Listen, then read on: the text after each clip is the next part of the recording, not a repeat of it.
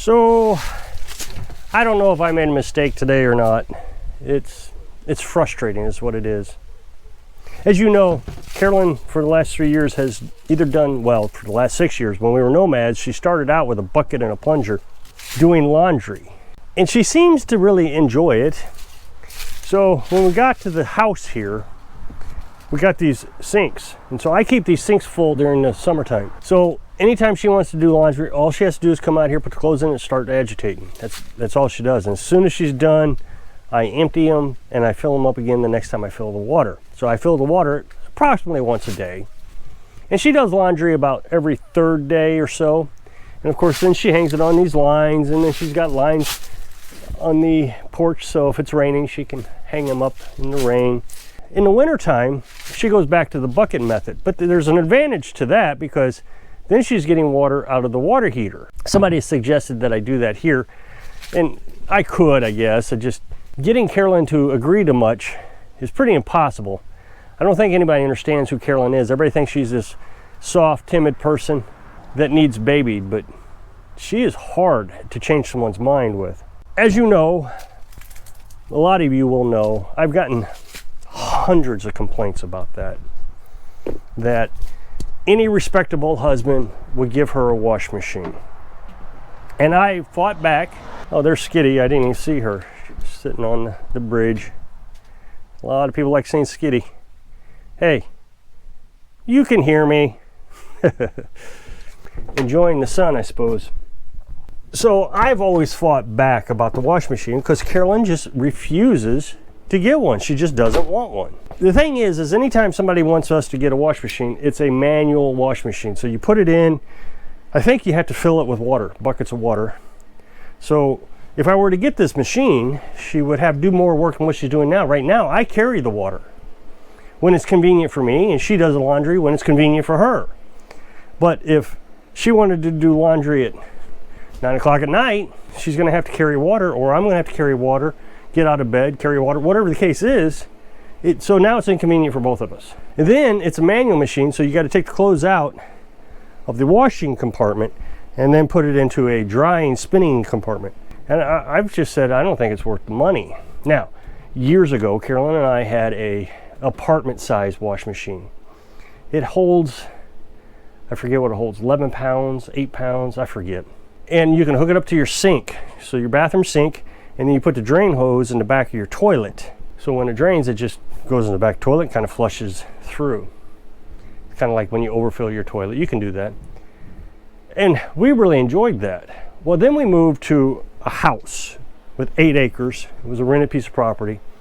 And we put it down. It was kind of a basement, kind of. I don't know how to explain. You literally had to go outside, around to the side of the house, through a door, but the floor was dirt. It was just a dirt floor. At least one side was. There was 2 doors. Maybe the other side had concrete. So we put the wash machine in there. Well, apparently mice got into it and ate it all up, so it's gone. So I've always said if I were ever to get a wash machine, that's what I would get, and I would hook it up to the plumbing somehow or another. But people just insist that since somehow everything revolves around the RV life, you have to have an RV wash machine. Well, you could literally use this apartment size one in a RV. I don't know why you couldn't.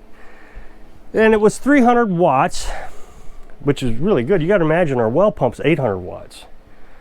So we'd be able to run it very easily. Every, I don't know, a couple months I make a video talking about how I'm abusing Carolyn and she's gonna have to go in a nursing home because she's just too frail at 62 years old to live this life, even though this is the life she chose. Well, when family gets involved, you have to make decisions that sometimes your spouse doesn't like. Now, typically I don't do this, but I figured I must be wrong. Somehow or another, I must be wrong because my mother sent Carolyn a thing saying she needs to get this wash machine, which is the one I just explained, which was the 2-chambered one. Carolyn tried to say, I don't want one. Well, you're going to get old. And then Carolyn made a joke and said, no, then I can do it. And then Mom said, well, he's getting old too. So Carolyn explained all this to me. And I just gave up. I'm really just tired of arguing about it. I'm tired of trying to defend it, and I'm just, okay, fine. So I went on to the hunt for a wash machine. Now, it's been years since I bought that apartment size one, but that's what I was looking for. And we found one, and it's about $100 more than it used to be, which I guess I kind of expected. So I think it was $249 on Amazon. Now, they got all kinds of them, but this is the one that looked the nicest and held the most. I wanted to make sure it would wash blankets and just whatever she needed. Then we got the issue of the house. The house is tiny, but we got to fit it in here somewhere. Now, we could take it outside, which everybody says, just take it outside. Well, I guess everybody thinks I live in Arizona. Missouri gets cold, and it gets really cold. The last 3 years, it's gotten into the single digits, and two of those 3 years, it got into negative digits. 4 days. The first year we were in this house, I think we were in the negative digits for almost 2 weeks. So we can get cold here. So what's the use of having a wash machine if it's out on the porch all froze up? It's not going to work. So you got to bring it in the house. Well, then we have the wood stove. And nothing can apparently be near a heat source, including the wash machine. Because originally I said, well, we'll just stick it right here. Right here next to the... And Carolyn says, you can't do that. So we hunted around, I hunted around looking for a wash machine. And I found one that I was going to get her. But, like I said, the tiny house. So we had to figure out how we were going to sit it in here. It's 21 inches. It's under 2 feet long. But we had to figure out how to get it in here. And then I wanted to make sure that we didn't have to drag it across the house every time I wanted to do laundry. So all day we've been looking at this. So the first thing, we got to move this shelf. This shelf is on the outside of the shower. The shower is just right here. So it's got to be moved. Fortunately, Carolyn made this shelf, so I don't want to get rid of it. Carolyn initially said, let's tear it apart. No, it's beautiful. It's junky right now, but it's beautiful. She's made 2 of them. There's one behind you also. Fortunately, this is not going to be hard to move. I made the bracing pretty easy to disassemble. Just take this screw out, and I think I screwed it into the floor. So I think 3 screws. And then we'll slide it over here. Well, there wasn't enough room here to put it. So Carolyn made a shelf originally. There used to be a shelf here. Well, this is the old refrigerator. We decided to keep it because we store stuff in here. There's stuff in there. And then we have the freezer. Well, we needed 33 inches. I think it was 32 inches for the shelf. And we have 33 here. Well, it's a little bit more now. But in order to do this, we had to think about the ventilation to the freezer. Had to keep it exposed. If we'd put this up against that shelf, because this is where we're going to put the shelf right here, the ventilation would have been covered. So instead of being able to open the freezer like most normal people, we're going to have to open it like this. Carolyn is very upset about that. She doesn't want to do that. This is a frustrating moment. And Carolyn said if she is doing laundry, she's not going to use that machine. And I figured that's what she would say. She says, what's the point of living off grid, doing everything minimalistically and old-fashioned type, if we're just going to have all the modern conveniences? But at least, the most important thing in the world is the subscribers are going to be happy that she has a wash machine and that I've taken over the washing machine duties. I mean, apparently that's the only thing that's going to satisfy the subscribers, is for me to take that over. Which is fine. I don't mind doing the laundry, especially if there's a washing machine. And the thing is it really benefits me because I don't have to carry that water anymore to the sinks. So I'll throw a load in every day, and it won't be any big deal. At 10 o'clock in the wintertime, 9 o'clock in the summertime, I fill the water tank. So I go down there, I turn on the well pump, I fill the water tank, and then I go back down there and I shut off the well pump through the inverter in that shed down there. So all I got to do then is I'm going to have to switch the house from the small inverter, the 1,000-watt inverter, to the 2,000-watt inverter. Come up here on a sunny day. I'll just do it on a sunny day. It's only 300 watts, so it doesn't take much electric. And I'll throw a load of laundry in. No big deal. Carolyn said she'll hang it because, that's something she's always done. So no big deal. I'll just do the laundry. So hopefully that will satisfy the subscribers, and we won't have to argue about that subject anymore, because it's so important that Carolyn does nothing in this house, I guess. We'll get it in 2 weeks, and when we get it in, it won't be that hard to hook up. What I'm gonna do, like I said, it has a drain hose that you can put in the toilet. I'll just drill a hole through the shower, and we'll hook that drain hose right into the shower. And then when we come to the shower, you'll see a hose, just kind of U-shaped, it'll be hanging down. Then we'll put a shower curtain in front of the hose. That way when we're showering, water won't splash through that hole out of the shower. Either I'll hook it up to the spray hose. I think it'll hook up. I'm not sure what I'm going to do just yet. I'll go to the hardware store once I see how it sets up. The washing machine is supposed to screw into the sink, the bathroom sink. Well, we don't have a bathroom sink, so I'll figure out if I can hook it into that or hook it into this somehow, or I just may cut the hose and put a splitter there. So one hose goes off to the washing machine and one hose goes off to the water heater. I guess that is resolved. Now, the other thing I wanted to address today, I told you about a few days ago, is I bought a camera. The camera is for security purposes. Hopefully one of these days I'll be able to make my haters famous. I told you recently that I've been approached by 2 different subscribers. At least I think they were subscribers. And both of them were not very friendly to me or very happy with me. I went out and bought some POM pepper spray, POM pepper spray, because it didn't escalate to deadly force. But I would like to be able to justify using the spray in the future if I ever have to. This would be good. I can hook it up to the visor because it's got a little clip in the car, so I'm driving. It's got all kinds of watch time on it. I think like 6 hours it'll record. It's got a 64 gigabyte SD card there.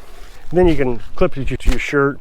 The camera rotates, and you may be able to see it's got LED lights on it. So I'll just wear this in my pocket or up here. And the way it works is I can flip the camera all the way around.